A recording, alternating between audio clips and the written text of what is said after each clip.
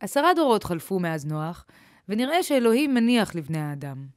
יכול להיות שהוא פנה לכמה אנשים ואמר להם, לך מפה, לך לשם, למה אתה לא זז? נו, תלך. אתם כבר מבינים. באור כסדים, עיראק, גרה משפחתו הענפה של תרח. רואים את זה משמאל? זה איש די מיוחד. הוא שמע והלך. קוראים לו אברהם. את יכולה לתת לי זום עליו? תודה. ככה אנשים מדמיינים את אברהם בדרך כלל. אבל יכול מאוד להיות שהוא נראה יותר.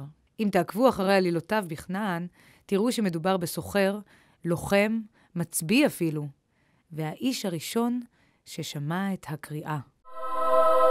אבל אני מקדימה את עצמי. כן, זה כבר יותר טוב. אברהם היה בן 75 כששמע את קולו של אלוהים אומר לו, לך לך מארצך וממולדתך ומבית אביך אל הארץ אשר אראך. אבל לאלוהים היה עוד משהו לומר. אתם מבינים? לאחיו של אברהם, וכנראה גם לכל אנשי השבט מסביב, היו ילדים. לכולם, חוץ מלאברהם ולשרי, שהייתה הכרה. כשאלוהים ציווה על אברהם לך לך, הוא הוסיף ואעשך לגוי גדול. אברהם ראה בזה את המזור לכאבו הגדול ביותר. אולי סוף סוף יהיו להם ילדים. יחד עם שרי, בני ביתו ורכושו, ויחד עם לוט, הבן של אחיו הרן, שמת בפתאומיות, יצא אברהם לכנען והחל להפיץ את דבר שמו של אלוהים. כנען לא הייתה משחק ילדים עבור אברהם הערירי. בכנען ישבו עמים רבים שבוודאי לא האמינו באל אחד ויחיד. הבשורה שהביא אברהם הייתה מהפכנית עבורם. אל אחד.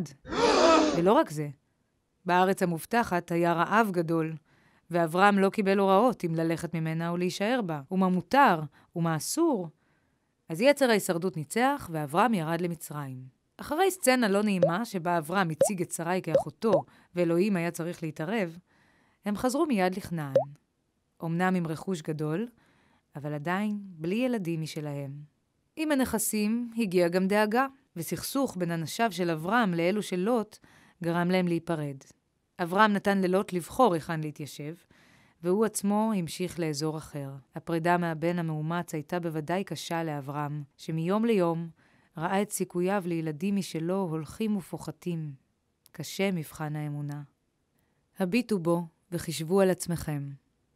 אברהם כבר בעשור השמיני לחייו, בארץ חדשה, מפיץ רעיון חדש בקרב אנשים שאין לו איתם דבר.